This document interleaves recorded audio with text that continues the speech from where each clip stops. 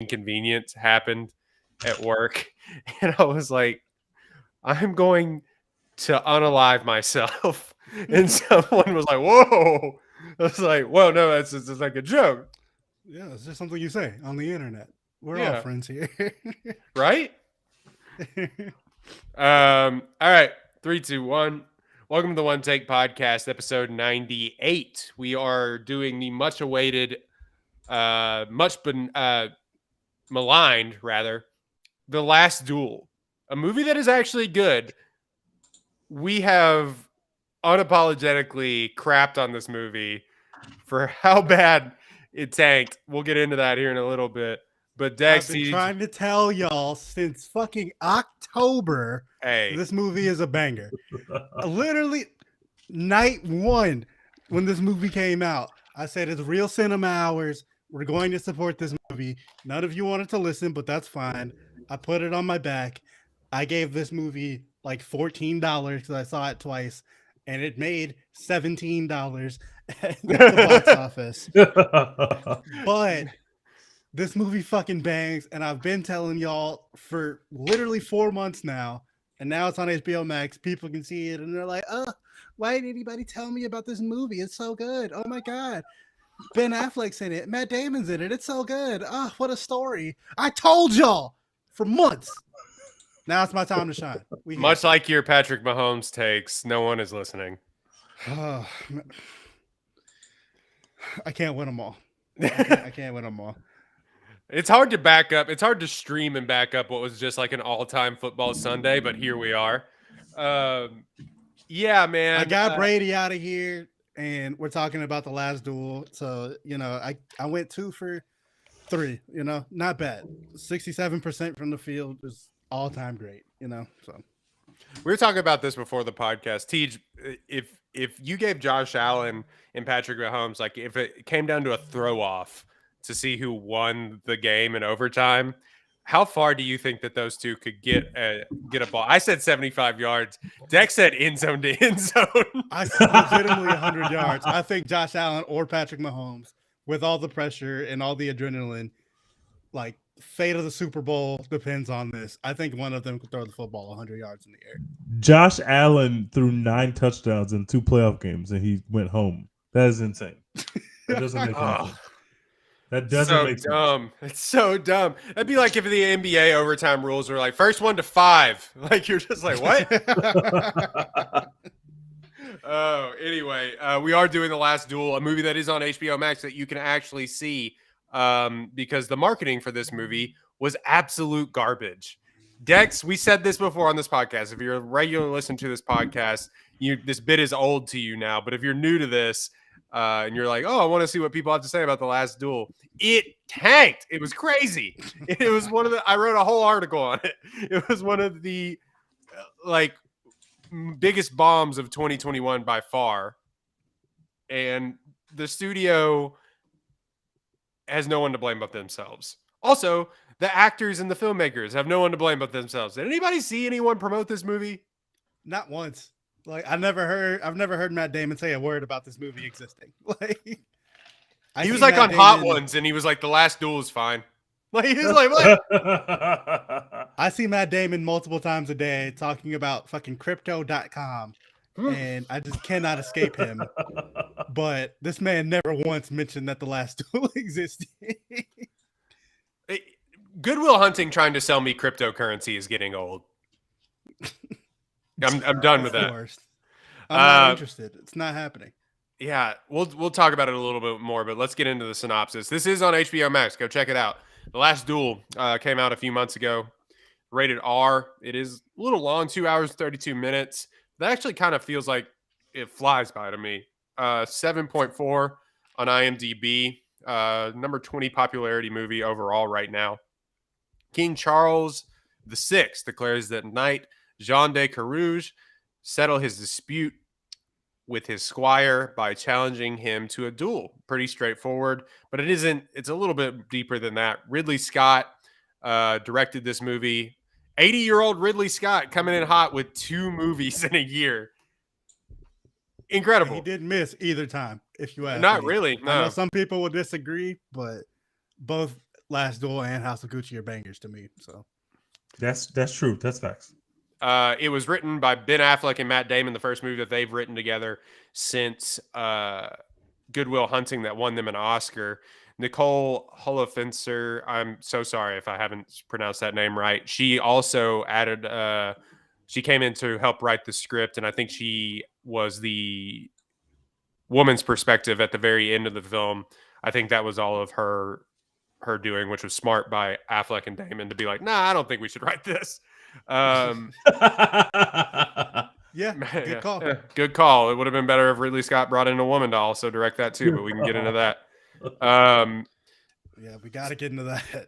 Stars Matt Damon, Adam Driver, Jodie Comer, the GOAT, young GOAT, and Ben Affleck having the absolute time of his life.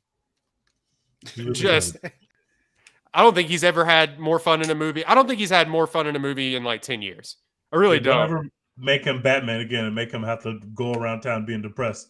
Let's just let him be happy. Let's just keep doing happy stuff. He looked like he was having the time of his life. He really saw the paycheck for that Batman film. Is like, what could go wrong? Everything can go wrong. Yeah. Before we get into how much money it made, it has 85% on Rotten Tomatoes, 81% audience score. The Last Duel's critique of systemic misogyny isn't as effective as it might have been, but it remains a well-acted and thought-provoking drama infused with epic grandeur. Ridley Scott's... What does that mean? What do they mean might have been? Might have been had what? What's the... I don't know. Might have been if it was better. Like, I don't know. Yeah, I'm not really sure. It's... Yeah, I thought the critique on masculinity was just fine. I don't know what else. We'll talk about it we'll talk about it in not spoilers, but we'll talk about it in our reviews. But like the brutality of some of the stuff is like, there's some dude bro stuff in here. Yeah, and it's definitely like a lot of like come fuck all these women with me, and it's just kind of it's kind of like high five. You know what I mean? I literally don't know what the point of having that scene in this movie was. The first scene with the first random woman that we never mentioned again. I don't know what point that scene serves in this film. Yeah, I don't know. But here's the big thing around this movie, and it led Ridley Scott to say some very wrong and bad things on the internet. Shocking. 80-year-old man says bad things on the internet. says wrong, has wrong opinion on culture. These youth. Yeah. So this had a worldwide gross of $30 million on a $100 million budget. That's not getting it done. Its opening weekend domestically, it made less than $5 million. I tried to help. I did everything that I could. This is like the Yankee payroll versus playoff wins. Like, this is disgusting. The amount of output that we got for $100 million is disgusting. The Rays are just blowing you out like in the playoffs. Just nasty stuff for this $100 million to go make $30 million. That's insane. And with Ridley Scott and every movie star you can name in this film, they made $30 million. And like Damon's, I think Damon's other films this year made twice that. Had to have. I think that, what do you call it? Stillwater movie had to have made more money. Had to have. I don't know though, because like, I mean, that's another film that I saw, and like it's fine, I guess, but I don't really think it made that much money. $20 million budget, $20 million box office, according to Wikipedia. Wow. So. Look. If Dex Hinton walked into a studio office tomorrow morning and said, I wrote a movie, you don't need to really read it, but Ben Affleck and Matt Damon and Adam Driver have already agreed to be in the film. I want you to give me $100 million.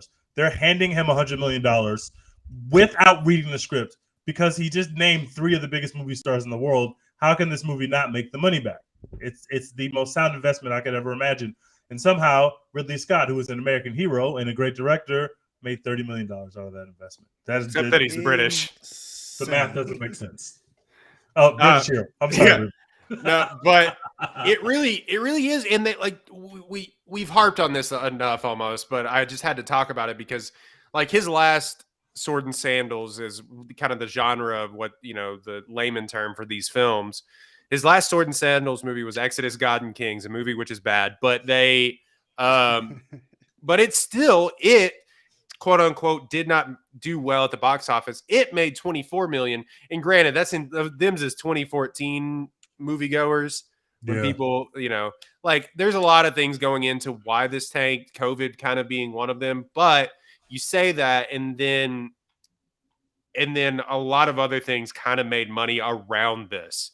You know what I mean? Plus, the House of Gucci, for all we know, made its money back and then some too. A movie which came out after this, as COVID cases were going back up, and they released this, I feel like, in a lull of COVID cases. Like, okay, let's get it out there, and then they just didn't market it. Like, they tweeted one time the trailer from its Twitter account. Like the original trailer on YouTube, I think, only has like 4 million views. Like they didn't market at all.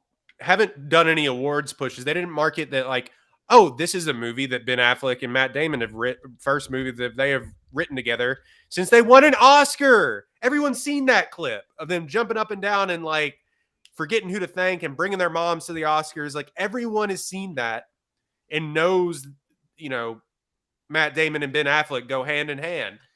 They didn't market that at all. Plus, people seem to like Adam Driver. Obviously, people like Ridley Scott films. Jodie Comer isn't the most marketable star right now, but she's still like the lead of one of the most lead of one of the most successful TV shows going on right now that has a hive on Twitter, apparently, Dex, that you got into. But it's strange times, but anyway. But it's baffling to me that, one, they didn't push this. And granted, maybe people don't want to go see a movie about two sexual assaults, same sexual assault, two timelines. But like maybe. I don't know. It just, y'all got any more thoughts on that before we move on? I don't think that's what it is at all. The thing about that is, though, like, people didn't even know this existed to know that they didn't want that. You know what I'm saying? Exactly. Like, their marketing was so bad that it's not like people were like, oh, I've heard of The Last Duel, I can't support a movie that has sexual assault in it. Nah, they were like, I don't even know what the fuck you're talking about. What is that? Like, what is The Last Duel? There was no dialogue of, holy shit, are they going to release this movie with sexual assault in it? How did they do that? Because nobody knew this movie was coming out. So there wasn't really time for there to be a dialogue about that kind of thing. Yeah, there was no discourse. There was no dialogue. The movie came out. Nobody knew except me, apparently. And then, like, we just moved on. And now it's on HBO Max and in front of people's faces. And they're like, oh, shit, Ben Affleck and Matt Damon and Adam Driver in this movie. I can watch that. And they like it. So, like, how do you mess up this badly? How do you just not do any marketing whatsoever? I guarantee you somebody got fired. Like, I don't know how to think about this, because obviously somebody whose job is to market a film and make as much money as you can from the film failed horribly at their job. But like, what does that mean? Like, for people who like movies, the fact if this gets out to HBO and 1 million, 2 million, or however many million people see this movie, and we all say this is a good movie, that didn't Ridley do his Ridley did his part. It's just like, it's so weird that what the studios did or didn't do like affects how people view the film, because I haven't seen many people say I don't like that movie. So obviously the filmmakers and the artists did their job. It's not my job to go market this fucking movie. Studio wig, go market my fucking movie. I gave you something classic. Go market that shit. Yeah, and I wrote a whole article about that and kind of compared it to other films that had come out, like from Ridley Scott's filmography and so on and so forth. You can go find it at Apollo HOU. But getting into the movie finally, that is what we're going to kind of talk about now, or we should talk about now. Dex, go ahead, man. All right.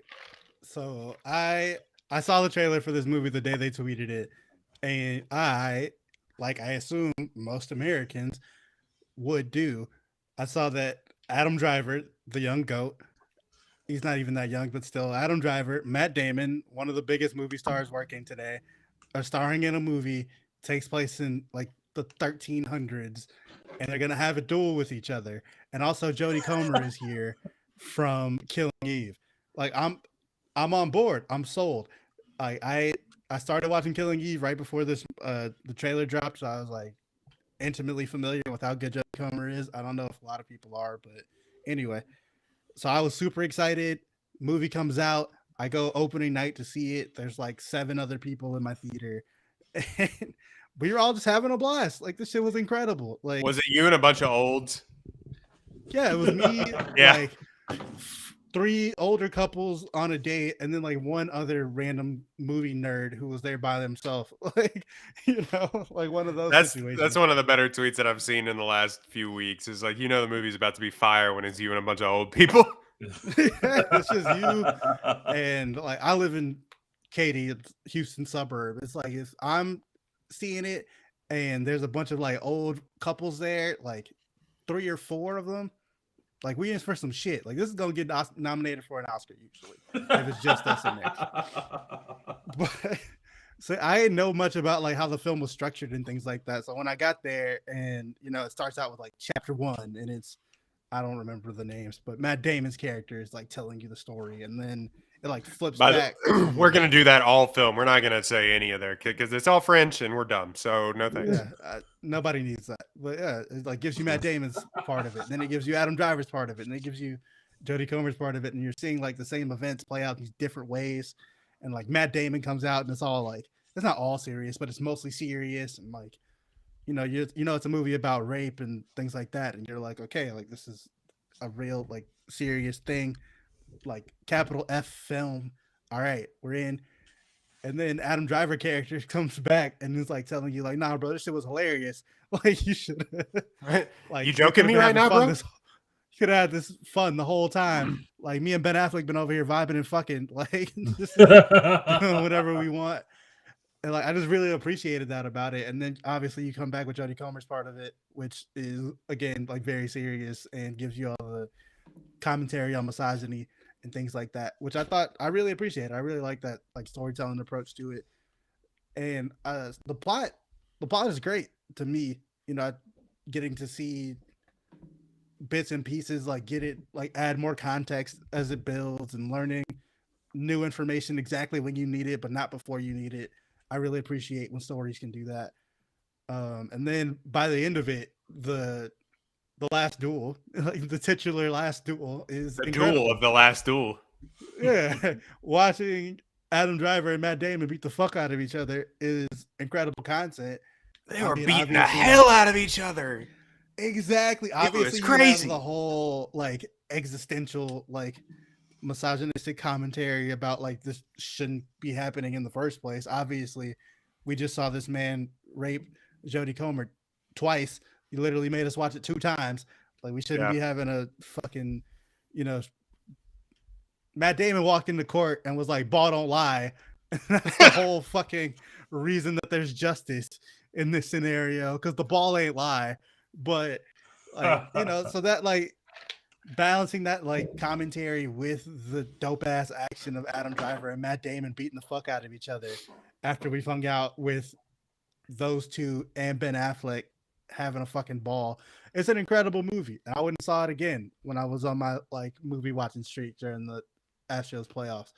Shout out. But this movie fucking bangs. I'm glad other people are finally watching it. I know if people had seen it in theaters, they would have liked it just as much as they do now, but whatever, can't win them all. I give it an A. One of my favorite movies of last year, honestly. It's like, I think it was in my top 3 from last year. So yeah, I fucking love this movie, man.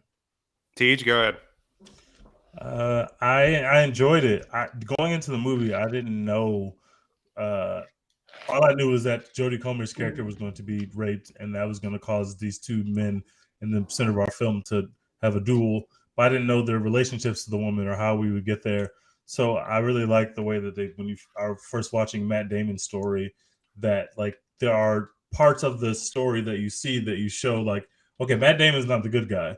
And we don't really know a lot about Adam Driver's character for the first third of the film. He's kind of like just like the friend character. You don't know a lot about him. And then all of a sudden, like shit starts to turn up. You're like, wait, how do we get here?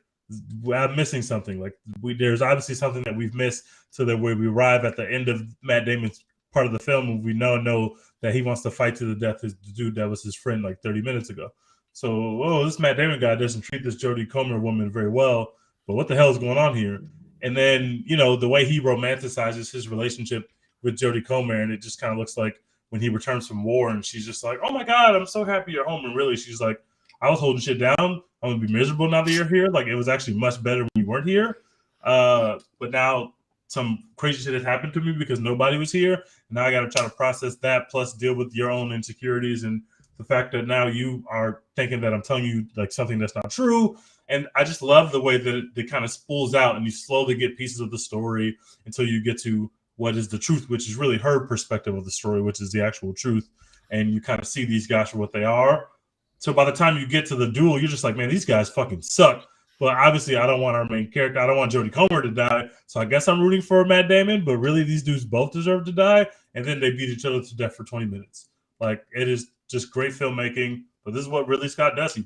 He gives you movie stars. I don't know if I would enjoy this movie really, nearly as much if it wasn't like a whole bunch of Adam Driver being on screen with Matt Damon, being on screen with Ben Affleck, and Jodie Comer just seeming like she belonged there. Like she's playing in the big leagues, but we've never seen her. We don't know her as a movie star. We know her as she holds down a TV show. She's great in the TV show, but like we're in a movie now. This is a $100 million movie. You're at the center of this movie. You got to really hold it down. I thought she did a great job. And so I spent a lot of time enjoying myself for that reason. And the movie is perfectly fine. I don't think the dialogue is particularly like mind-blowing or particularly like what I would want is snappy fashion like I would want in a Good Will Hunting. It ain't. Yeah, it ain't that kind of. It's not a dialogue drama. Like it's more Shakespearean in the way that they show you things. And I enjoyed it for what it was. It never lost my attention.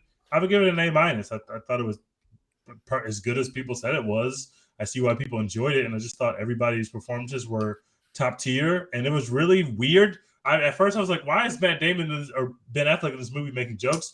But of course, it's just like the story of Gucci or House of Gucci, where it's like this is a pretty serious story that involves death, but like we're gonna have a little bit of fun at times, and I kind of like that Ridley Scott can do that. I've always kind of liked that about his films. Even in Gladiator, there's jokes, and that's probably the most deadpan movie you've ever seen outside of a Batman film. But like he still finds ways to sneak in little jokes. I just like that about his filmmaking. I'll give it an A-. I enjoy it. Yeah, I appreciate that. I know a lot of people, especially nowadays, like you hear a lot of critics talk about like tonal whiplash or whatever, like not being able to handle there being like jokes in serious movies or whatever. But I appreciate that when films can pull that off, and I thought The Last Duel pulled it off. Also, talking about Jodie Comer, like holding it down with Ben Affleck and Matt Damon and Adam Driver on screen. She did that, and she also did a comedy with Ryan Reynolds. Like, yeah, low key. Oh, that's true. She is a free guy. That's true. Yeah, she got a bag. Like she got paid. She can do some shit, bro. Like she not Giannis out here just running and dunking. Like she got some skills. Yeah, I know dribble and shoot. I know y'all don't watch TV, but she is this. What she's doing on Killing Eve is phenomenal. She is just incredible as that character, and she just kind of like immediately pops off the screen. That was the first time I'd ever seen her. And after the first episode, I was like, "Who is this woman?" Like she just literally just pops off the screen. She's just really talented, and she can joke. She can be serious. She has that range. I'm just saying, bros, just watch her in the next coming years because she belongs there, and I hope she's at the center of more big movies because she's fucking talented. It's weird when you start. Yeah, it's weird when you start seeing people that are your age or even like a couple years younger, like rising to stardom. You know what I mean? She's only 28. You're just like, oh, like, good Lord. You always think that actors and people are like way older or like way mature than they are. And like, yeah, she's only like 28. She's like a theater nerd like 10 years ago. You know what I mean? So she was really good. The tonal shift thing too, just to add on, Tej, is like, or in Dex is that, Ridley Scott, no one would ever accuse Ridley Scott of not having fun making his films. I will say that. Like, seems like he's having the time of his life every single time, whether it's good or not. Like he's gonna try it, and yeah. And I put in my review that he's like, in the tonal shifts, I'm all over the place, but the tonal shifts, like when you have like bits and pieces instead of like we're going like full like yakety sack slapstick thing. Like when you have bits and pieces of throwing like, and it fits within the context of the movie, that's fine. Yeah, it's not like when you're like somebody slipping on a banana pill and like there's a dick and a fart joke, you know what I mean? But like, the thing that I put in my review online was that Ridley Scott is like Pat Riley or Phil Jackson in that he gets his stars, he sets them up in the best positions to be stars, and he just says, "All right, ISO." Like it's just he just lets them do that, and obviously you've seen in some of the he'll like hang on Matt Damon or he'll hang on Jodie Comer like for a beat long because it's like he understands the gravity of like movie stars. And Matt Damon, Ben Affleck, for what he is, he's still a movie star. Like you know, maybe not a great actor. Like he wasn't technically good in this movie, but he was a movie star and he was having fun. And Ridley Scott was like, all right, cool. Let's let him be charismatic. You know what I mean? And handsome. Like it just like he understands the weight of that. And it fits. Like it didn't feel like that character was out of place. I know some people said about I disagree with the critique, but people said about House of Gucci that like some characters felt out of places in other characters' stories. The Lady Gaga movie felt weird when Jared Leto walked into it. This didn't have that effect. It didn't feel weird having this very serious movie have Ben Affleck in there like making dick and fart jokes and fucking everything that moves.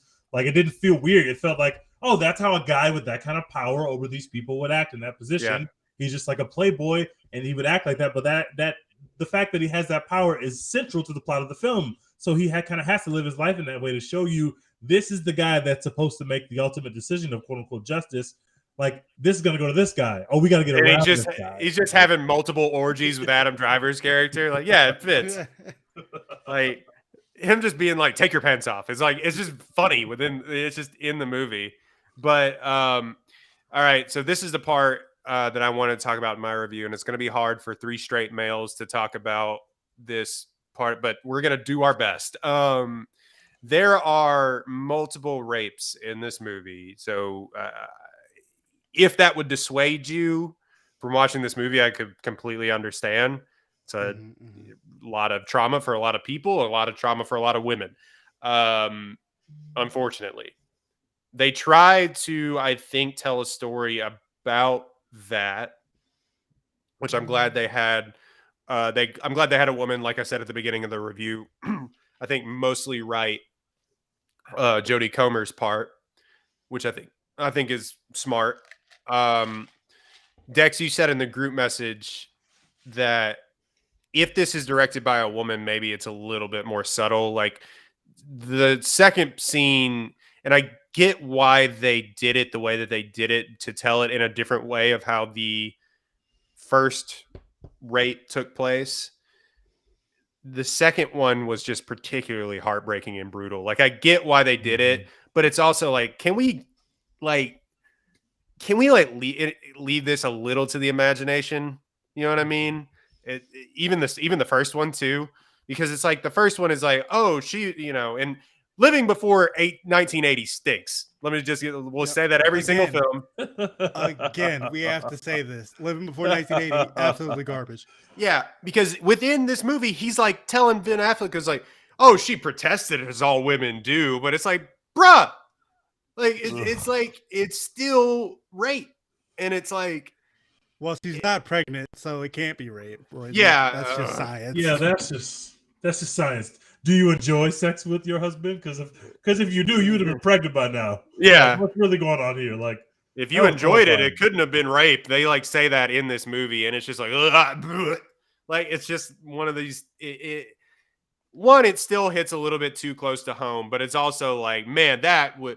Thank God we've come that far, and like, at least because like obviously we have a long way to go when it comes to how we, adjudicate rape cases in this country.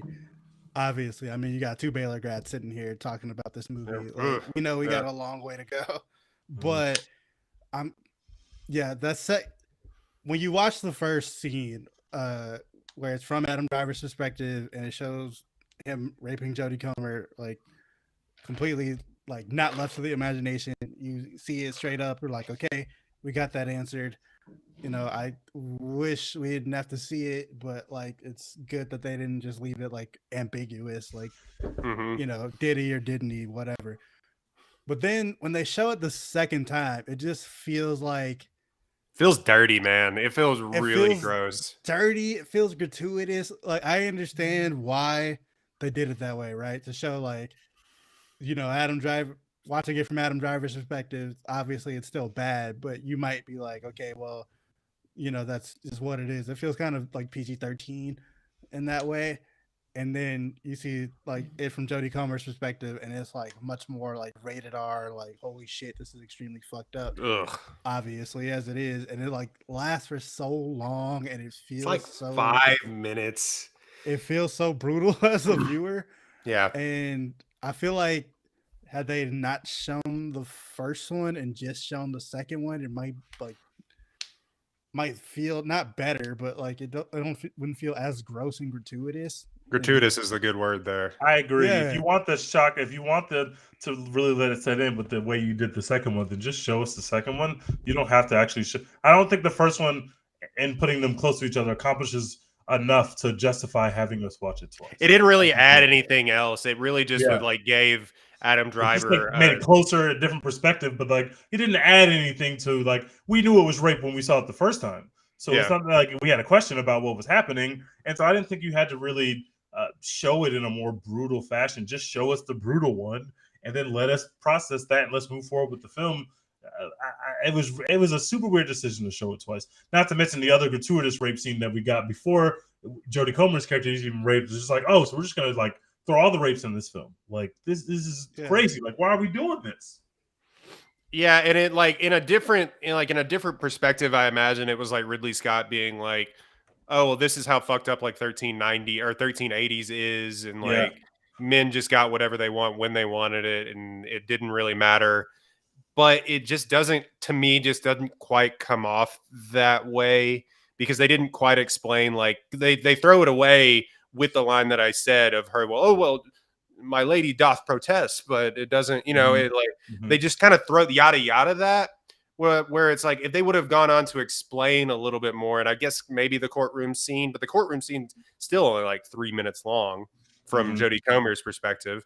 If they would have gone on to explain a little bit more about like the legalities of what that meant for men back in the day, maybe it would have played a little bit better. But yeah, the second scene is, I mean, look, it is well acted by Jodie Comer and Adam Driver, and from what I've seen is that it was very rehearsed and well done on set, and everything was by the book is what I've seen. So I don't want to say like the filmmakers are being bad here or anything like that. They're not being abusive to Jodie Comer. No, yeah, exactly. It's not that.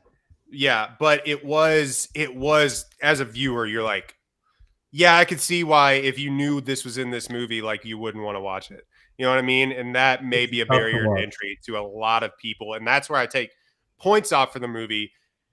Now getting into the rest of the review, this movie does take a lot from a lot of other movies, like all movies do. But like the storytelling device isn't anything new, but it was so well acted by Matt Damon, Adam Driver, and Jodie Comer that it was, to me, Matt Damon in particular, because I think his character changed at least 3 times in every story. Like in the first one, he's the hero of his story, as all men kind of make themselves out to be, or as all people really, but as all men sort of make themselves out to be, as he's the hero and he's suave and people actually enjoy his company and he's all been done wrong by the system, and he's fighting for justice. Yeah. And then the rest of the movie sort of, and it progressively kind of gets worse, but like the rest of the movie makes him out to be like when he comes into court, they're like, oh my God. Like they're just bumbling idiot. Oh my God, this dude sucks. Get him out of here. Like, that's basically what Adam Driver and Ben Affleck did to him when he walked into court. They're like, oh, this fucking guy's gonna ruin the mood. Like it's just like, what a killjoy. And so I thought it was really well done. And I maybe a joke in poor taste, but like he was definitely bullied. Like he was just like, You know, he was definitely like a kid that was bullied in school, like, and I thought it was really good by Matt Damon. I thought it was one of his better performances he put out since maybe even his last Ridley Scott film, The Martian. You know, and he did a movie star performance in Ford versus Ferrari, but you know that was just him being Matt Damon. Like he actually had to play a character. Good. Yeah, I know. Oh, that shit is so good. I love that movie so much. Anyway, I love the point you made. I love the point you made about the fact that this is like you can kind of widen the lens, I guess, of acceptable things to put on a movie screen by telling people that this is a movie about the 12th century or whenever the fuck we are in. Like it creates a bit of distance to the viewer. The other viewers watching it are in 2022, so it creates a lot of distance because this is ancient times. And there's stuff in there there's like we as an audience are sensitive to certain things. So there's the scene where they are going to go fight the first battle, and they're supposed to hold the bridge. They're not supposed to cross the little river, and they're going to cut the necks of all the women if they don't come over there and start to fight. And they cut the necks of all the women just die. And you see that scene twice as well. And that's obviously another horrific scene of like these women are just summarily slaughtered just because they are in the middle of this, whatever this fucking war is between England and France. And that's not an easy thing to see on the screen either, but that's also not what people are going to write think pieces about either, because we see people getting killed on screen all the time. Men, women, children. We see people dying on screen all the time. Yeah. So we're less sensitive to that. But seeing a brutal rape scene on screen on screen is something that all of us are just like a little unfamiliar with. It does not happen very often. There are other examples. This is not the first movie to have a rape scene in it, but like to really show an open rape scene where you're getting all the angles and it's well lit and you're kind of seeing every moment of it play out. You just don't see that kind of stuff anymore. So we are like sensitive to it because that's not the kind of shit that they put in American movies. And it was very hard to watch. But, you know, they're probably, from his perspective, he's probably like, look, a whole bunch of horrible shit happens in this movie to men, to women, and we're going to show you all of it. We're going to not turn our lens away from it. And I guess there's something to be said about it, but I just feel like certain choices that were made, like we said, didn't add to the viewer experience of the film by showing it twice. I don't think I got anything because I saw that scene twice versus seeing it once. I don't think I gained anything as a viewer. And there's something, like, I don't know why it feels this way, but there's something that feels kind of sinister about like making the audience watch like the full rape, the like all the way like from when it first starts to literally until Adam Driver is like rebuckling his pants or whatever. Yeah, like all never the way to the completion. Like something about that just feels just extra gross, you know, because like once you kind of establish like this is a rape, he is guilty, you know, Adam Driver. You showed it in the first rape scene. Like Adam Driver is a rapist. Like he's done this multiple times. You've established that pattern. It's like okay, I got it. Like I got it once it started. I didn't need to watch literally the entire thing. Like literally watch him finish to like get that message. Like it didn't hit home extra. It just felt gross watching it. And then you made me watch it literally a second time, but longer. It's also a weird, because I think Adam Driver is obviously the third best here, probably. I mean, he was fine. Like you, Dex, you said you really enjoyed his performance. I thought it was good. I didn't think he was on par with Comier and Damon to me, but his character choices in this film are crazy because he kind of goes from like, you know, he goes from like kind of a decent guy in Matt Damon's eyes, just sort of a guy who he has a beef with, to, in his eyes, a guy who is also the hero of his own story, but not like the worst guy you've ever seen in your entire life until he is. It's such a kind of a really quick escalation for his character. And maybe it's just like, oh, look, every man is a piece of shit, which fair. Like, especially back then, like, yeah, every man is terrible. So maybe it's just that, and men will do terrible things if given the opportunity. But it is a really quick escalation in both parts in this both back halves for his character. You know what I mean? Because he's kind of just going and going and going, and he doesn't do anything particularly brutal. You said there was another rape? Yeah, not Matt Yeah. Damon's character. It was Adam Driver's character again. When? When they're in the party, just like a party scene where they're all hanging out, and the Affleck's character is in the corner Oh, having a right. And consensual encounter with a woman, and they're all the chasing her girls around. and Adam Driver are chasing the girl around. They pin her down to the bed. So like, but they even then they don't. It's like Dex said, they don't cut that when he slams her down on the bed, and we all know what's happening. They literally show him unbuckle his pants and start to like stroke. And it's like, did we really have to see that part of that to understand what was happening here? Like, we got the point that there was some, like, the woman was fighting for her life, trying to get out of the situation. But it's like he shows you so much of it, and it is just a lot to watch. And you get that scene before our main character is also assaulted later. I don't know what context it adds to the character. So maybe the escalation, I had forgotten about that part. So maybe the escalation of my whole argument goes out the window. But it felt like when I, thinking about it, like it felt like a very quick escalation for him to just commit like a brutal assault of a woman, but maybe that's what they were trying to counteract. They didn't want you to feel that like breakneck. Well, how the hell did we get here? So they show you him raping somebody else.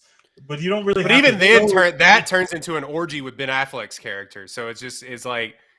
It doesn't linger on it like the other two. Yeah. They show you that like he's done this before, obviously, so it's not completely out of left field for him. And they also kind of show you that he seems like a regular guy for the most part until he starts hanging out with Ben Affleck, and Ben Affleck is like, oh yeah, we've got all this money and we can fuck all these women that we want to. We can do whatever we want. We're chilling, we're vibing. There's nothing like coming for us. You're gonna be king of some other shit over here that Matt Damon was supposed to be king of because nothing matters. There are no rules. Like whatever, you can just have whatever you want. I just gave it to you. Yeah, I told Matt Damon it was his, but fuck that. I don't like him anymore. It's yours now. There's no rules. Nothing matters. You're cool. He's not. You can do what you want.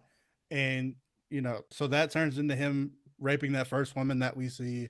And then you can kind of like see how that would turn into him also raping Jodie Comer, especially after he thought that they had this like super strong connection or whatever at that party.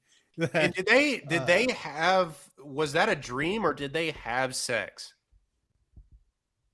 Who? Comer and Driver. In Driver's perspective, when she like after the party, when she like sneaks up to his room or whatever, is that a dream? That's a dream. Okay. He wakes up from the dream. They didn't actually do that. Okay. Yeah. They never had like a consensual, like at least not a consensual, like sexual relationship. They might have like flirted with each other, but they didn't take it all the way there.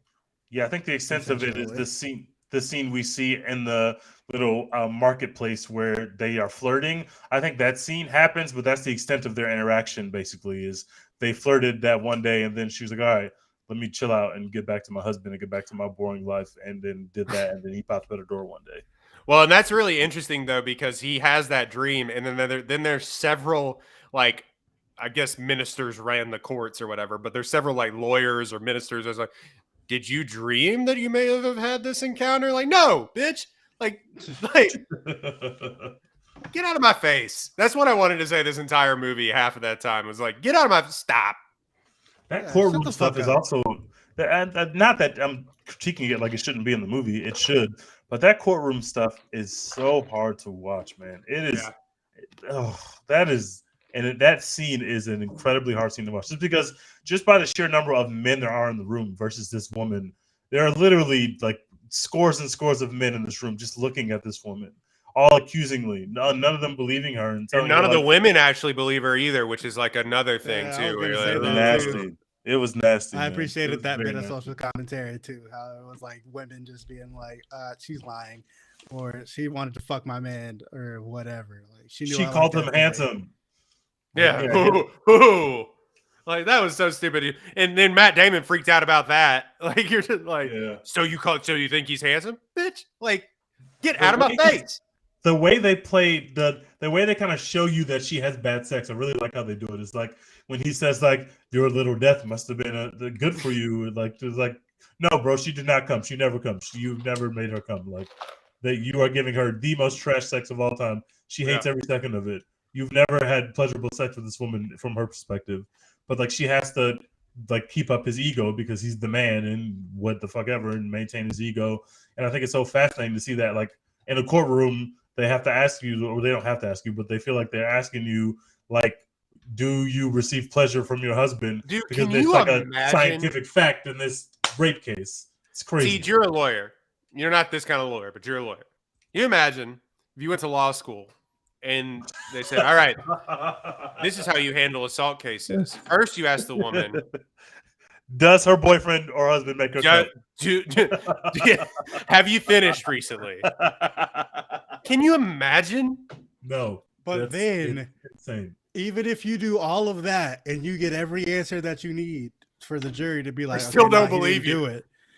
Sometimes anyone might pull up to court and just be like, actually, let's go outside. Let's settle this shit once and for all. God will let us know whether or not you did that shit.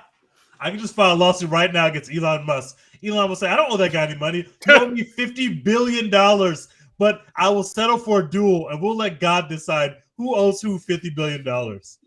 A duel to the death. I'm going to beat your ass, Elon. Elon, I'm going to beat your ass. I'm taking all your You got everything to lose. I got nothing. I got nothing to lose. Obviously, that's something... The like trial by combat is some shit we've seen in like Game of Thrones or whatever, but it's like, bro, people are living like this in real fucking life. Yeah, like, this is fucking insane. And the history of that is even crazier than that they let into the film, because they kind of yada yada it as like, well, I guess if you say so, there is still a precedent that you can do it, but it's like there hadn't been one in like years, and. And you think all the time of these movies that, oh, people are fighting to the death. Yeah, like in war. Like this was a huge deal. And I do like how they kind of treat it like the Super Bowl. Like they're like, I had the same thought. I was like, holy shit, this is the Super Bowl of like these what happened in this woman's bedroom. This is the Super Bowl. They give you the fucking Goodyear blimp shot of the arena. Yes. They're like about to have this duel. It really is just to be like God will decide. Like, can you imagine if Steph Curry came out every single day and was like, God's going to decide if I make free throws and 3-pointers or not? Like, what? What? Josh Allen just being like, actually, Patrick Mahomes, God will decide in a fight to the death between us who's going to the AFC Championship game. Yeah, it really is wild and just unsettling. But then it was really even more heartbreaking because, okay, she has a kid. Like, she finally gets pregnant. She has a kid, and they throw that in there for extra emotional weight. Take it or leave it. But obviously she stands everything to lose, because like if Matt Damon dies, he dies. He's been trying to die this entire movie.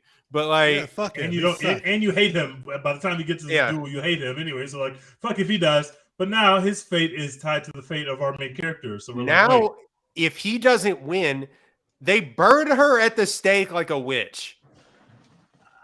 I when I got to that point when they had that scene where they revealed it to her, I paused the movie and I said, I swear to fucking God, Ridley Scott, if this film ends with you burning this woman at the stake after watching me watch her be brutally raped 2 times, I will never watch a movie of yours again. I could not take it. I was like, no, you can't. You cannot end a movie like that.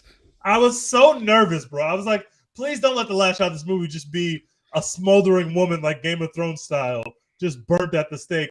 End of film. Run credits. Like, don't do that to us. Give us something. Do not put just fucking Adam Driver staring off into the distance watching this woman be burned alive, bro. Like, I swear to God, I would have fucking just sat there and cried and threw up in that movie theater. I would have been so I don't think they would have made it. I really don't think they would have made it. I was really scared, man. But I kept telling myself that. I was like, they probably don't make this movie if that's how it is. But I was like, it's Ridley Scott. And it's got all these super famous people in it. Maybe they'd let him make it, but I was like, please, God, I don't want to end my evening on this note. Can you imagine if this ended like Friday Night Lights, like at the 1 yard line? Like he's about to kill Adam Driver and Adam Driver chops his head off or something. You're like, oh no. Even if they did the Game of Thrones thing and Matt Damon was fucking Oberyn Martell, like, bro, I would have fucking just, nope. Nah. I would have at least accepted the ending if it had to go there. I thought this through as I was going through this movie. I was like, please, if you just show Matt Damon's head get cut off and that's the last shot of the movie, like head gets cut off, end of movie, that would have had some weight. That would have had some weight to it. Yes, because at least you don't show her being burned at the stake. But you know, when you walk out of the movie theater, oh, she's gone. She died right after that. She got burnt at the stake right after. Yeah, if you weren't like, I don't think you would ever make that film, but I think if you like chopped his head off and then like ended on a close up of Jodie Comer, like that would have hit way crazier. That would have hit, bro. That would have fucking hit. I would have probably died in the movie theater, but that would have fucking hit. I would not have recommended this movie so heavily if that. Well, yeah, because at the very end, like I'm glad they didn't do that because you know it's just like sometimes you need a catharsis, and that's kind of what the end of this movie. And I needed one. I really needed one.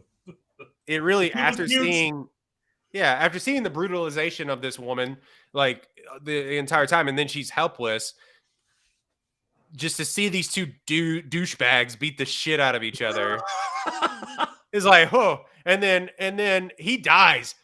Wrong awful. Douchebag dies. Awful, like awful death, and then, but yeah, in so front there's of a little everybody. bit in front of the hose, in front of everybody, in front of God and the hose and everyone else.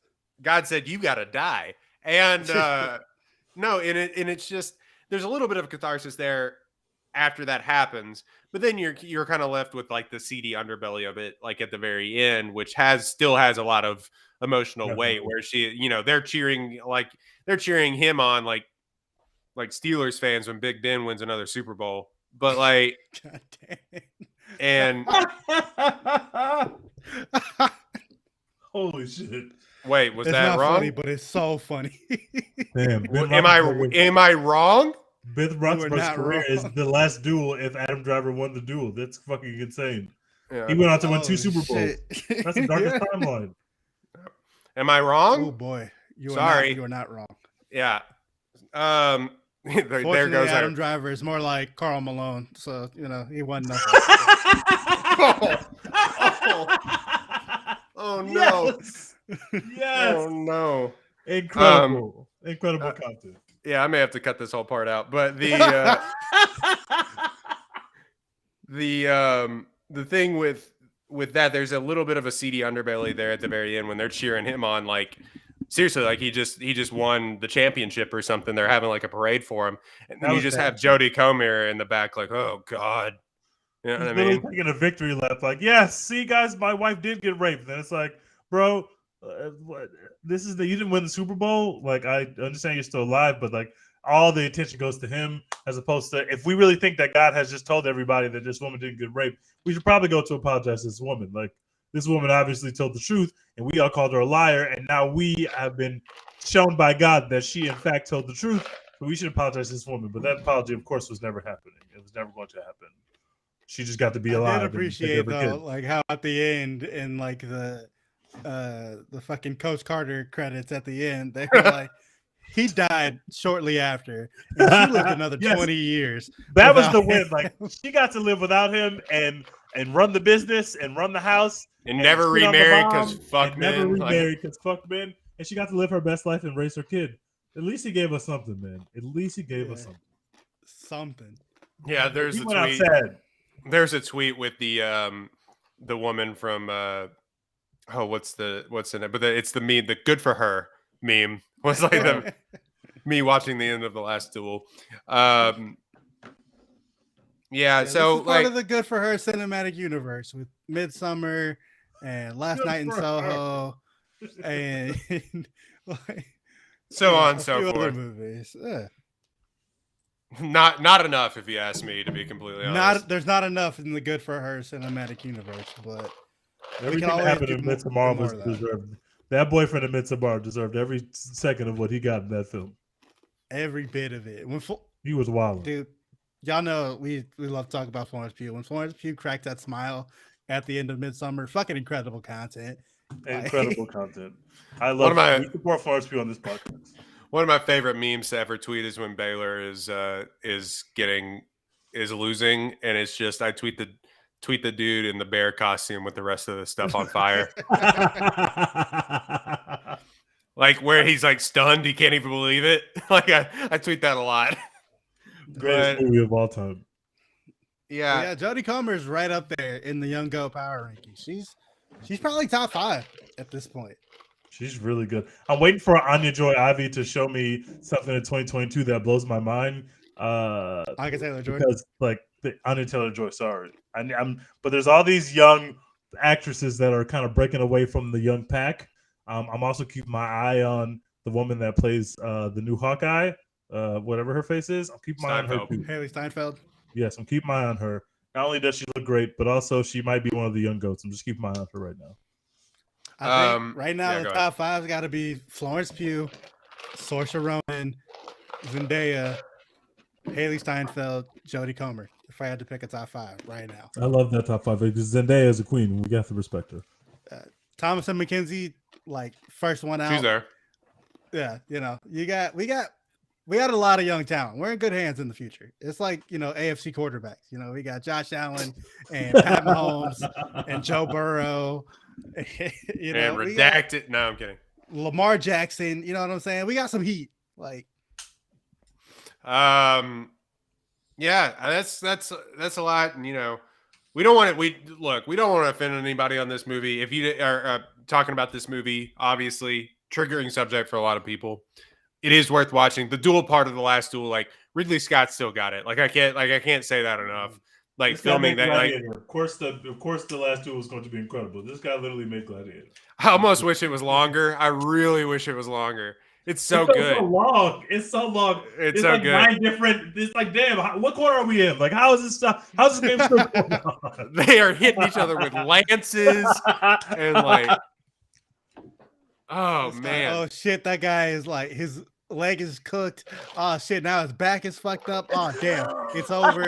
Like, that shit was so dope, bro. I'm sorry. Matt Damon with the buzzer beater 3 because he got one in his eye, with 15 seconds left. I thought he was cooked, bro. Shit. I thought it was over for my man. I thought he was cooked. I was rooting for him so hard, and then it was over, and I was like, "Thank God, you're still a piece of shit." But I'm so glad you won. What the fuck? Another all-time bad hair movie for my guy. That's true. Yeah, that was whack. That was some bad hair. He has like a mullet. So bad. Oh man. And I love how they're like, "Oh, we're gonna try to make you less attractive by putting a scar on your face," but you're like, "It's still Matt Damon." Still, you know what I mean? And then the biggest flaw that I have with this movie is that Matt Damon had to fight a 6'3" Marine. Like, yeah, sure. Okay. All right. Yeah. I don't know if y'all have ever seen. He has his shirt off in this movie. Adam Driver is in crazy shape.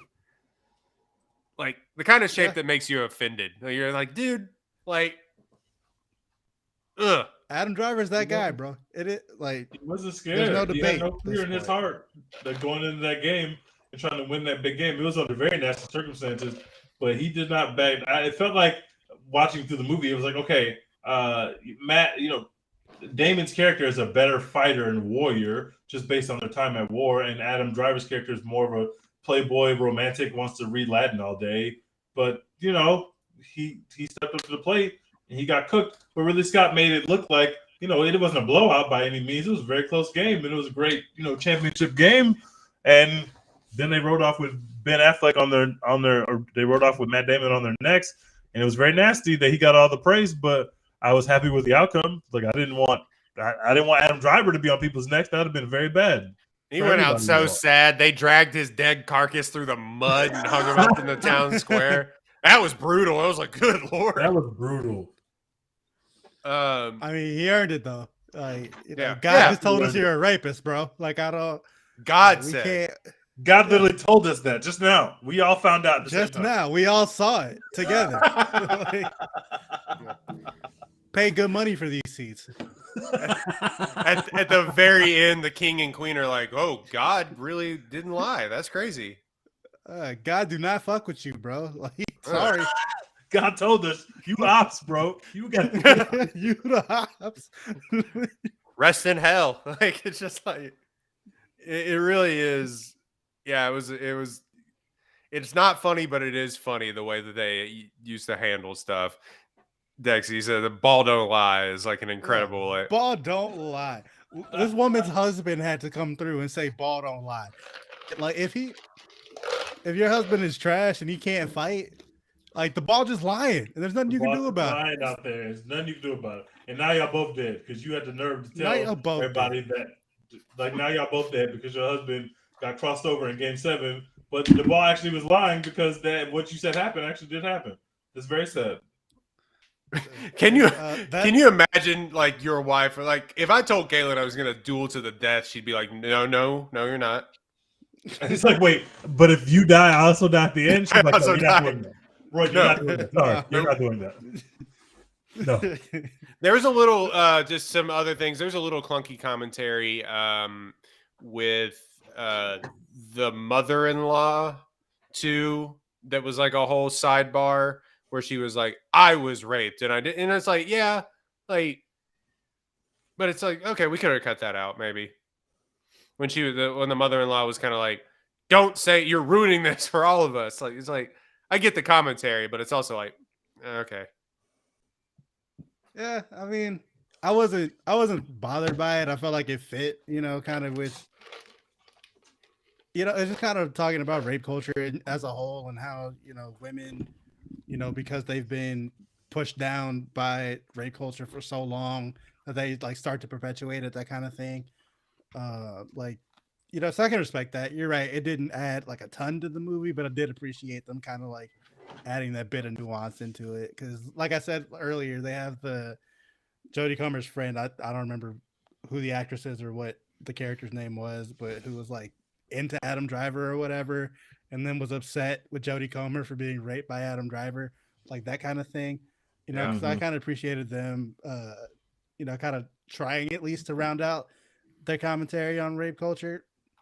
Like you said earlier, like the critics were saying, oh, it could have been done better, but I really don't know what else they could have done other than cut the rape scenes in half. But beyond that, I thought they did a good job on the commentary. Sorry, I'm chewing ice. This is terrible. Oh my god. I gave this. I never gave it a grade. I gave it an A-. So go check it out. HBO Max. Should have been on streaming way sooner. I think just dropped this purely on streaming. I think this would have been a huge hit. And we know y'all haven't seen it because nobody has seen it. So go watch it. But we know y'all haven't seen this film. I mean, maybe like movies like this kind of out on Netflix too. Like I think a Timothée Chalamet released one called The King, and then there was a Chris Pine one where he was in Scotland and stuff. Like they've kind of come out, but maybe one with Adam Driver, Matt Damon, Jodie Comer, that's what I was about to say. Called a little bit more weight. If Netflix or HBO, even HBO, they just saw this shit when it came out like a couple days ago or whatever. You put, hey, Matt Damon, Adam Driver, duel to the death for Jodie Comer. Ben Affleck's also here. People are going to click on that, so that they just done that from the jump without all the like negative press coming out about it being a flop or like not making any money or whatever. I think this shit would have I think the next evolution the next evolution of movie directors, how movie directors get points on the box office, or actors do too. But I think movie directors are going to put in their contract stipulations like, all right, if this starts to flop, we're taking it to streaming immediately. Like they're going to start putting that in like as a stipulation right now. Yeah. Like pull it out. We're in we're putting this somewhere else. So, yeah, go check it out. If you would maybe have a difficult time watching this, I understand that. And again, a lot of stuff said we tried our best to do the commentary. Hard for 3 straight males to do that. We tried our best. So we hope you enjoy the review. And also a lot of jokes here. Nothing malintent. Yeah, we know it's not funny, but like it's you gotta That's what this try podcast to make is. it a little. Try to make it a little funny for us to talk about it because oh boy, we are underqualified. Exactly. So that has been the review of The Last Duel. We are going to do Movies that shouldn't have tanked. Oh, I love this draft. Movies that shouldn't have tanked draft right after this ad break from Apollo Houston. All right. Give us a draft order, Royden. Let's go Tej, Dex, Royden. Bet. Oh man, it's a waste of a number one pick because I know y'all weren't gonna pick my movie anyway. Shit. Okay, we're starting now. Yeah. All right. For my first pick, I'm picking the Robert Rodriguez and Quentin Tarantino combined film called Grindhouse. I love it. Planet Terror, and I forgot what the Tarantino one is called. The one about the driver, the stunt driver. I forgot what it's called. But Mariachi? El Mariachi? no, it's Grindhouse and Planet Terror? Death Proof. Planet Terror and Death Proof. That's what it's called. Kurt Russell, first of all, which who doesn't love Kurt Russell? And this is Rosario Dawson. Death Proof is one of the most fun little short films that you'll ever see. Tarantino is just amazing. It is just an insane ride. At the end of it, it is a favorite of mine. I saw it in movie theaters. I fucking loved it. That shit banged. You had a pretty good zombie horror for half the movie, and then you had like a pretty good 45-minute Tarantino film that was pretty good. And nobody really went to go see this film. And I loved it, and it should have banged, but it did not bang. It did not. It sank pretty quickly at the box office. It's kind of the case with Robert Rodriguez movies outside of El Mariachi because, he made like $1 million on that first film on like a $7,000 budget, but Spy Kids made money, I guess. Spy Kids made money, but all the other stuff like that, those sort of movies, like those Grindhouse movies, didn't do anything. And I don't think people really knew what they were. You know what I mean? So, yeah, that's a decent pick. Dex? All right, so I'm going to take one, probably a waste of a number two pick because I know neither one of y'all have seen this movie. I'm going to take Nightmare Alley, which also came out last year, literally last month, actually. But it's got Bradley Cooper in it. It's got Cate Blanchett in it. A bunch of people that you've heard of: Ron Perlman, Kate Mara. What a year it's for a really Cate dope movie. Yeah, dude, she put up numbers, except not at the box office. But it was directed. This was Guillermo del Toro's first film since Shape of Water. Yeah, and Disney just literally this was a Fox movie, so it's also a Disney movie. They just threw it out there to die against Spider-Man No Way Home with no marketing whatsoever. Incredible misstep by the Disney Corporation. Just put it out literally the weekend before. Why would you not? So literally it came out the same night as Spider-Man No Way Home. I went and saw Spider-Man No Way Home on Thursday, then Nightmare Alley on Friday, and then Spider-Man No Way Home on Saturday again because I support real cinema. But so Spider-Man No Way Home is the most popular pandemic movie. Would have been probably the most popular movie ever had it not been a pandemic. But Nightmare Alley finished fifth opening weekend behind Ghostbusters and Hotel Transylvania or something. Oh man. It was Ghostbusters, Encanto, House of Gucci, and West Side Story. It was just. And West Side Story didn't make any money. Yeah, what? Even West Side Story, and this was 3 weeks after West Side Story came out. So on Wikipedia, which I'm looking at right now, $60 million budget for Nightmare Alley, made $9.7 million at the box office. But it's actually really good. It's a little long, but Bradley Cooper gives a great performance in it, and it's kind of like a cross between The Prestige and more noir kind of films. It's really good. Bradley Cooper plays a perfect douchebag in it, and then the ending of that movie hits so fucking hard. The final scene is so fucking good. Probably my favorite ending of any movie that I saw last year. I highly recommend it whenever it eventually streams, probably on Hulu or something because it's owned by Disney. But Nightmare Alley, go check it out. Really, really good. Yeah, I still haven't spoiled it for myself because I do really want to watch it. Like Me Bradley neither, Cooper is because one I of want those to watch ones. it. Yeah, Bradley Cooper is one of those ones. It didn't like since kind of the pandemic began to spike again and everything. Like I've been really limiting myself to like that's why we had to do this movie. Kind of been limiting myself to like one movie, maybe every couple of weeks or like everything like that. So, and that was just one. Like I was like, I'm gonna see Spider-Man, and that's probably it. And so yeah, just like everybody else, we missed that movie. But Bradley Cooper still is that guy to me. But let's see. My first pick, The Iron Giant.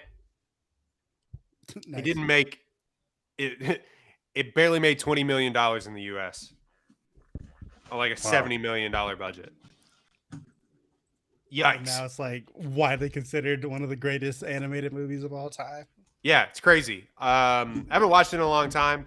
Obviously, it one of the better animated films ever. But yeah, it's hanked big time. And I didn't know that, but now I do. I'm just looking at this list. But my next pick is a movie that is near and dear to my heart. That in any other year or any other way they released it or anything, I don't know what happened in this movie. If you haven't seen it, Tej, you got to see it. I'm surprised if you haven't. Warrior with Tom Hardy and I've seen that. Joel Edgerton. It's so It made good. like $1 million. Like it's like it really and was nominated for like a couple Oscars and stuff like that. No one saw this movie. It's impossible because it's some of the best fighting I've ever seen. They're beating the hell out of each other in that movie. Like, just go watch some YouTube clips. You'll want to watch the entire movie. It's like a quick hour and 45 minutes long. Like, Tom Hardy is on the most steroids you've ever seen in your entire life. It's really, really, really, really good. So yeah, that is my second pick. It really did not make any money. All right, I'm back up. I'm gonna take a movie that Royden hates because he's wrong and bad. I'm gonna go with Cloud Atlas. I've taken this movie for like fucking boo. I've taken this movie for like 25% of drafts that we've ever done on this podcast because it is good. It's your in time. Because it is the budget was like basically 150 million. I think it made like 130 or somewhere around there. But I love this movie. Fuck it. I don't care. Like parts of it are problematic. Yeah. Why they got, white dudes playing Asian people. Who knows? But the movie is so fucking good. I had watched it in college for the first time. And one of my friends showed it to me. He's like really, really fucking weird. And like one of those kids who like he shows you some shit and you're like, all right, this is definitely gonna be just fucking insane. You might have fucking, bodily organs just stashed in your fridge in this dorm room. But your movie he showed us bangs. the movie. Yeah, he showed us the movie and he was like, you're gonna have to watch it a second time to like really enjoy it. And I was like, that sounds like some bullshit. Watched it and I was like, that was kind of cool. I would watch that a second time. Watched it a second time and I was like, yo, this is fucking incredible. I love this shit. And then I've been showing it to people ever since. So shout out to Sam. But yeah, Cloud Atlas is my second pick. One of the worst times I've ever had in a movie theater. You're killing me. I mean, legitimately, one of the no. Why would I do that? I'm good. No, I'm not gonna argue with you or what. Like people like what they like, but man, I did not like that movie. I don't. I've had this argument 87 times. Yeah, like whatever. 98 episodes into this podcast. Teach 2 picks. All right, my first pick, I'm going with the 2010 Scott Pilgrim versus the World because this movie fucking bangs, but did not do well at the box office. It's like a cult. Now it's like a cult classic, and everybody loved it. It was literally a near perfect film. It's just amazing. Every time I go back and watch it, I'm just like floored by how good it is and how much it understands the messages it's trying to convey. And it's just the coolest fucking movie. Shout out to Scott Pilgrim versus the World. And then next, I'm picking a movie that I obviously didn't do well, but is also still a classic. Pop Star, Never Stop, Never Stopping. That movie also made no money. And it is funny every time I watch it. Every time I watch this movie, it is funny. It doesn't matter what kind of mood I'm in. If I put that shit on, I'm going to get a few laughs off. It's just so well done. The scene with Seal is just perfection. This movie They is ate amazing. Seal. Pop star, never stop, never stopping. Incredible content. Didn't make very much money, but shout out to Lonely Island because they went crazy in that film and it didn't make nearly as much money as it should have. I think people just were tired of. I think people were just tired of like Andy Sandberg. No, not even Andy Sandberg. I think it may have just quickly run its course, like the whole Lonely Island thing. But like they were still making hit songs and stuff that people would play over and over. The movie came out in 2009. What's the word I'm looking? I think people were tired of parody movies at the time, but that was like a parody of all of those Justin Bieber, Katy Perry, 3D things, and it couldn't have been better. It really was like one of those. It just a whole send up of pop culture. If you haven't seen it, because like it's not a lot of people did. I think a lot of people have gone back and watched it, but like it really will make you want them to make more films. I cannot believe that they didn't. Yeah, I still haven't seen it. I also haven't seen Scott Pilgrim versus the World, which it feels insane to me that seems like that's right flopped. It That seems seems insane like- to me that movie yeah. flopped because it feels like every single person I know has seen Scott Pilgrim Right? versus the World and is like, you have to watch this movie. How could you not have watched it? And it's like, oh, well, apparently it flopped at the box office. I'm not the only person who hasn't seen this shit. Like, maybe I'm the only person who hasn't seen it now, but That seems like a movie that you would have watched in college to try and like have sex with the Converse high tops girl. Like you would have definitely like you would that's have definitely done my that. bag. Yeah. That's definitely my bag. Yeah, I mean, I can't say that you're wrong. It just never happened. Maybe I just wasn't moving right. Maybe I was living wrong. But yeah. that that is funny because I too have only seen bits and pieces of it, but everyone I know. Yeah, Well, I can't believe you haven't good. seen Scott Pilgrim. How have you seen Scott Pilgrim? It's so good. It's like what is it called? The Jim Carrey Spotless Mind movie, Eternal Sunshine for a Spotless Mind. Yeah, where everybody's like, "You haven't seen Eternal Sunshine? Spotless." It's in that category. Sure for me. haven't. of like girls. Of like when I was in high school, of like girls who liked film. Like, I can't believe you haven't seen this movie. Oh yeah, I'll check it out for sure. Not plan on it. I'll check it out. Yeah, definitely. Will you like me if I check it out? Doing that. Let's see. My next pick. Oh, you're up. Sorry, I'm up. Sorry. So I'm gonna take another animated movie. Came out. I don't remember how long it's been since it came out, but somewhere in 2010s. I'm gonna take Kubo and the Two Strings. Oh, that film tanked. Yeah, but it's actually really, really good, and it's not very long either. So I definitely recommend watching it if you haven't seen it yet. I'm not sure. I know it's streaming somewhere, but I don't know where because these things move all the fucking time now. But it's about like this chick. I think she's voiced by Charlize Theron. And like she has a magical guitar, and there's all sorts of hijinks in it. Matthew McConaughey's in it. Yeah, it's good. The animation is beautiful. It's like that old school, like stop motion. Exactly old school, but like stop motion. Like it feels like very like inspired by Asian animation kind of thing. It looks beautiful. Made hardly no money in theaters, but I watched it on a streaming service. And that shit was fired. So I recommend it. The music is good. Story is good. Animation is beautiful. Check it out. I got one pick that I feel like somebody else may pick. And then one that I know none of you will pick. My next pick is Children of Men. That's not what I was going to pick. Children of Men is one of the best movies I think I've ever seen in my entire life. And I know some people would disagree with me, but I absolutely, I watched that film the other day. Just a light watch on like a Tuesday night, Children of Men. chilling with the wife. Just yeah, vibing. just a real light watch. The death of humanity. I think what are the numbers here? It was like $76 million to make, and I think it only made like $70 million. It was nominated for a couple of Oscars. Somehow Clive Owen wasn't a bigger star, but like he's in this and like Inside Man in the same year. And somehow like, yeah, this just doesn't make any money, but I think it really withstands the test of time.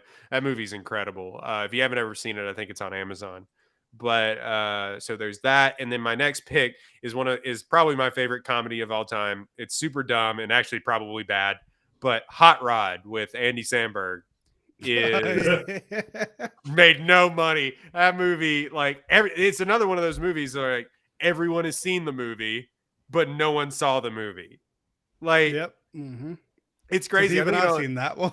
Yeah, I think it only made like $13 million, and it couldn't have cost more than like $1 million for them to make the movie. It's really trash, but like it is so good. I still quote that movie to this day, and it is genuinely one of the funniest movies I've ever seen because it's so stupid. But yeah, I think it really only made like $15 million probably in the theaters, and it's a movie that back then should have definitely made at least like close to 50. We definitely went through a I'm broad and I like to party phase in my friend group in college, like where we would just say that shit just all the time for no fucking reason, and that was like the height of comedy to us. So yeah, quoting that movie. This is my hat. This is totally my hat. Danny McBride is a nutcase in that movie, by the way. If you haven't, like, for those of you watching Righteous Gemstones right now, Danny McBride is incredible in Hot Rod. Danny McBride is incredible in everything. Long live Danny McBride, like quietly, like one of the funniest people working today. Yeah, we don't really talk about it in those terms, but like that dude, he never misses. He doesn't miss. The line in Righteous Gemstones, Tej, you've seen the second season where he's like, "Where is our son that jerks off and everything?" Oh God, man, he is perfect. He can make literally any situation be funny. Like you can give him any type of white person, and like he can just make that shit hilarious. It never fails. What's the movie with him? Was it Fist of Fury? What's the movie with him as the kung fu instructor that kind of got him started? Yeah, that's Fist of Fury. Fist of Fury. There is a scene in Fist of Fury. No, that Fist of Fury is a Bruce Lee movie. Oh, it's like a fuck. I don't remember the name. It's a play on that. Somebody is Fist Way. The Foot Fist Way, yes. Okay. Is the Foot Fist Way. There's a scene in the Foot Fist Way, if you've never seen, where he's trying to train that anybody can fight anybody. And he puts like this 5'2" woman up against this like 6'5" man. And it's one of the funniest things I've ever seen in my entire life. You don't know what I'm talking about. Go look it up. But yeah, so Dex, your last pick. Shit, I had it and I lost it. Oh, I'm gonna take cult classic. It's a bad movie, so I don't know why it's become a cult classic or why I like it so much. But I'm gonna go with Speed Racer. The Speed Racer reboot from like 2005. Does the movie suck? Absolutely. But I saw it in 5th grade and it was colorful as fuck. And I hadn't really like actually watched the Speed Racer TV show with like any level of understanding. I was just a child, just watching cars go fast on TV and a lot of colors fly by. And so when I saw that in a movie theater, I was hooked immediately. And ever since then, I have been a supporter of this movie. It made no money. It is bad. It should not have made any money. They shouldn't have made a sequel, and I'm glad they didn't. But I got to give some love to the Speed Racer movie. Like another if they want to reboot that series, I'm all for it. But I mean, yeah, the Wachowskis, they be missing. But Speed Racer, they be missing. Oh God! All right, Tej. I'm going with a movie that neither one of you have probably ever seen, called Heathers. It was released in the 80s. I have seen that movie. Heathers. Well, I know about Heathers. Yeah. Heathers is a fucking banger. Christian Slater and Winona Ryder. Winona Ryder is great, and also it feels like if you take Winona Ryder, like the feel of Heathers is also the feel of Stranger Things, not in the tone of the like what happens in the movie, but like the tone of the setting. Like it just feels exactly the same to me. I just love Heathers, and also I didn't realize that the person who directed Heathers, that person's brother, directed or had some hand in Mean Girls, which is an absolute classic. That makes sense. You can see it. You can kind of feel the high school cattiness. Like you can kind of feel the similarities in those two movies. Both bangers, and also make a great double feature if you want to watch two high school movies in a night. Smoke some weed or drink some wine. Watch Heathers and Mean Girls back to back. They're a great double feature. Man, Winona Ryder had budget, $1 million box and Christian Slater. I'm surprised that movie didn't do it because Winona Ryder had a moment. Winona Ryder's really good, man. She's had a lot of moments, but she also got into a lot of trouble, and we start to remember her more for the trouble than we did her banger performances. But she's given us a lot of gems. That is a great respect to Winona Ryder. Yeah, she was getting nominated for. Did she win an Oscar? Wait. It feels like she did, but I don't remember. Didn't she? Wasn't she? She won it for some weird movie. Girl Defined? Was it Girl Uninterrupted or something like that? Girl Interrupted? Girl Defined. Girl Interrupted. She won. She's nominated for 2 Oscars. One for The Age of Innocence and one for Little Women. Back-to-back years. Look at her. Yeah. She was Florence Pugh before Florence Pugh. But I think Heathers was the movie that I watched trying to have sex with high top Converse girl instead of Scott Pilgrim. So, hey, that works. Both those movies will get the job done. You did a good job either way. You didn't lose either way. Will you like me now, please? Please. I'll watch this weird movie from the 80s with you. Yeah, high school suicide. Funny. Look, I say this only from a place of like understanding because I too have been down bad. I get it. I too have watched Eternal Sunshine of a Spotless Mind being like, yeah, absolutely. Y'all don't want to be out here. Like that tweet thread said, y'all don't have the cholesterol to be out here. Y'all don't have the movie taste to be out here. Do you want to watch Heathers? Do you want to watch Teen Witch? Have you seen Teen Witch? You don't want to watch Teen Witch. Shit is garbage. All right. You don't want to be out here. Man, at least it's like semi-entertaining movies most of the time. But imagine if a girl was like, I love this movie, but imagine if a girl teach was like, you want to watch The Assassination of Jesse James by the coward Robert Ford? Like, oh God, movie. It's a good movie. Oh my God, like, what do you? This is what you want to watch when I come over here? This is what you picked to watch when I came over? Like, you can't watch that tomorrow. Or they put on The Last Duel. You'd be like, oh no, that's that. You want to know a movie that doesn't have the mood? The Last Duel. Don't ever put this on when the hoes are around. Mood setting. Like, last... No. I'm really in the friend zone. Like if you put on The Last Duel. Big facts. Big facts. That means we are never moving anywhere. We're not progressing. You will never see me as a viable option sexually if we're watching The Last Duel together. First of all, you don't even have to. Don't try anything if The Last Duel comes on. No. I would immediately be like, all right, goodbye. Sit on the couch. You sit on your side, I sit on my side. We can watch The Last Duel together, I guess. Ain't no yawning and stretching. Ain't no blanket sharing. No. That's the opposite of Netflix and chill. That's reflection and think peace. Journal. Silently reflect. Yeah. One of my ones honorable mention, First Man.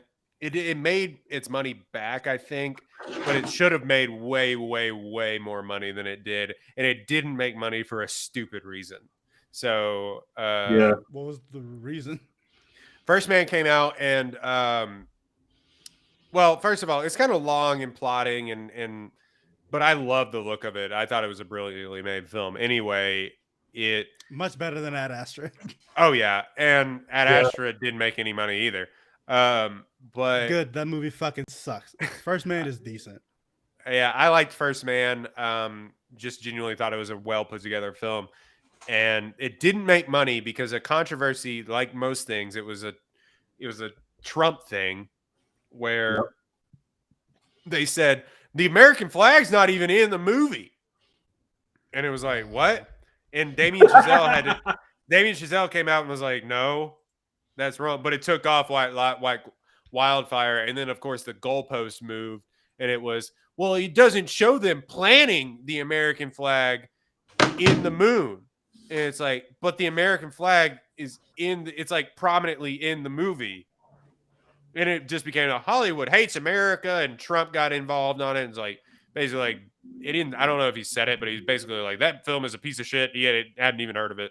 And yeah. And so where it should have made its money with middle America, it did not. Because of that stupid ass controversy. So I hate happened that. in the Trump era that I've like completely memory hold that. Like, yeah, that's like tame compared to everything, but that was so stupid. Yeah. I hate it. Yeah. I remember being excited to go see that movie, and I went and saw it like opening weekend. I feel like, because I was just going to the movies all the fucking time, and I still do. But yeah, I just completely forgotten about any of that controversy. I had forgotten that Ad Astra existed until y'all mentioned it on this podcast, and that was what, 3 years ago, maybe 4 years ago, something like that. Yeah. That film is absolutely stinks.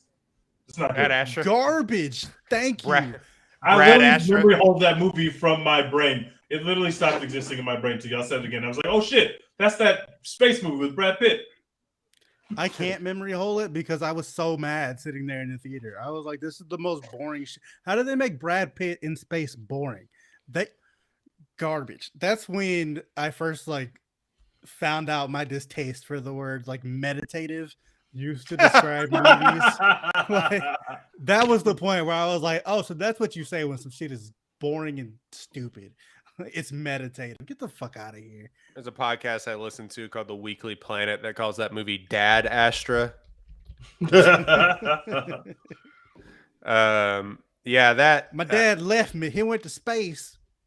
I don't know. I didn't. It looked good, but Yeah. other than that, I take it or leave it. I kind of enjoyed my time with it because it looked so good. But other than that, like, yeah, it is boring. Oh, another one that I actually did kind of tank that we didn't really talk about just because of the controversies like surrounding it and like not paying the actors their due. Black Widow did kind of flop. Technically, like, it made its money back, but it cost like $220 million to make, I think, and it made $368.6 million. No, I'm not giving them. That's not a bust. I mean, it didn't make $900 million, but I mean, they made almost double their money. Fuck you, Disney. Stop being so greedy. But you got to take it in stride because in like those movies would normally make like $800 million. Mm-hmm. Eternals made 4, so they gave us Yelena. They're like, we will always be goated because it gave us Yelena, and now Yelena is MCU canon, and she's not going anywhere. She's gonna be around forever. I want to count Eternals as a flop too because that movie should have made more money, or would have made more money, like just based on premise alone. Should have made more money based on premise alone, but it was boring and bad. So Eternals is tough. If it did not exist, my experience with MCU would not be any less. Like, it was tough. It was a waste of my energy. I watched it twice. It was twice too many. Sorry, Eternals. Yeah, they found like the limits of the MCU like attention span. Yeah, they can do whatever they literally want. Found it. But they found Eternals is a step too far. Like, even as somebody who likes Eternals, it's a step too far. Eternals was Kevin Feige's canary in the coal mine. They were just like, gotta try it, man. You gotta try it out. And let's see how much we can push it. Oh, not that far. No, all right. Yeah. Reel it back. Yeah, reel it back in. Yikes. Any others that y'all have? I mean, Fight Club is kind of a historic tank, but y'all don't like that movie. Fuck that movie. All right, so there's one that kept coming up on lists that I know people will be upset at us if we don't talk about, but I haven't seen it. I'm sorry. I will watch it eventually. Do not tweet me. I'm going to watch this movie. Tweet him. Annihilation. Do not tweet me. Annihilation. No, I will watch it. It's fine. I promise. No, it's good. It's good, but it's not going to change your life. But it's good. Okay. And also, Tessa Thompson Good is the to know. queen. Shout out to Tessa Thompson. That movie Did ends Arrival also flop, unresolved. or did Arrival make money? Arrival made money. Arrival made plenty of money. Yeah, we're good. Arrival is a That's banger. the other one that Which- people get mad which at me is- for not having seen. You need to watch Arrival. It is a banger. It is. I would really say good. watch Arrival before Annihilation, because a lot Oh, of I people agree like with take Annihilation or take it or leave it. And Annihilation is like particularly like unflinchingly brutal, almost to a point where it's like, why? It's kind of like disturbing at points. I enjoyed myself, but it is very disturbing. But Annihilation is legit, or Arrival is legitimately a good movie. Another one on this list, like I go back and forth on where I stand with this movie, but speaking of Denis Villeneuve, who just makes historic flops at the box office, apparently, Blade Runner 2049. Ooh, yuck! They thought that movie was going places, and it very much did not. Is Blade Runner 2049 better than Dune? Some people would say, yeah. Yikes. I don't know. Like I don't know how you measure this. I had more fun watching Dune. I only watched Blade Runner 2049 once. It is quote unquote meditative. Like they marketed it as like this action film, and I should have known better because the first Blade Runner isn't an action film. You know? Like, wait, what is? Blade Runner is another one that you can put on this list. Like I don't necessarily think it's like people hold that movie in higher regard than they should. But the original Blade Runner with Ridley Scott, the original Blade Runner with Ridley Scott made no money, none. Like one of the biggest historical. Like nobody really talks about it, but yikes, they should compare that with Waterworld.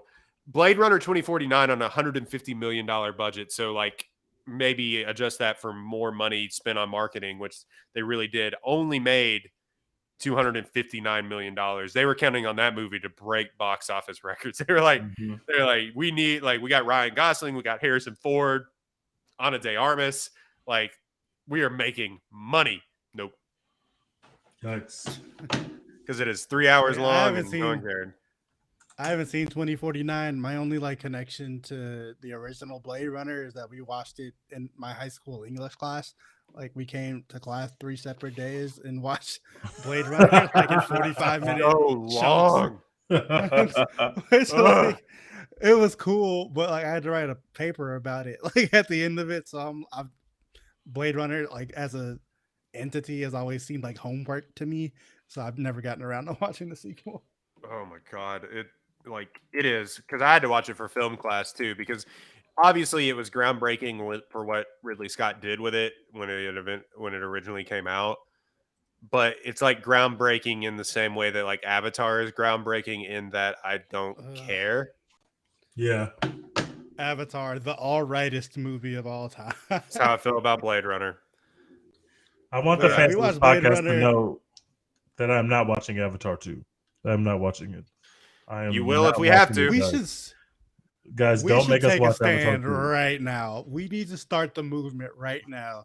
That as a society, we have outgrown the need for Avatar sequels. I agree. We're past that. I think we have done enough as a society to be able to say that we don't need to have. We do not need Avatar 2, 3, and 4. 3. No, we don't. Or 4. We don't need that. So I think we need to take a stand as an American people, and we can spread this worldwide. Apparently it'll be a big global success or whatever.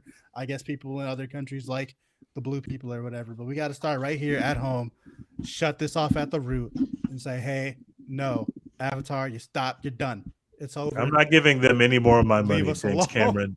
You're not getting any more of my money for that film. I'm sorry. The best Avatar sequel is the ride at Disney World. Yeah, that is my enough. final say. Yeah, so that's it. I kind of end on a whimper, but yeah, we're that has been a One Take Podcast. You can find us at One Take Podcast, One Take Pod on Twitter, One Take Pod on Instagram and TikTok. You can find us wherever you get your podcast. Please go like and subscribe, download on iTunes, rate us 5 stars, follow us on Spotify, because that is where a lot of you listen to us. Give us a 5-star review. It really does help a lot.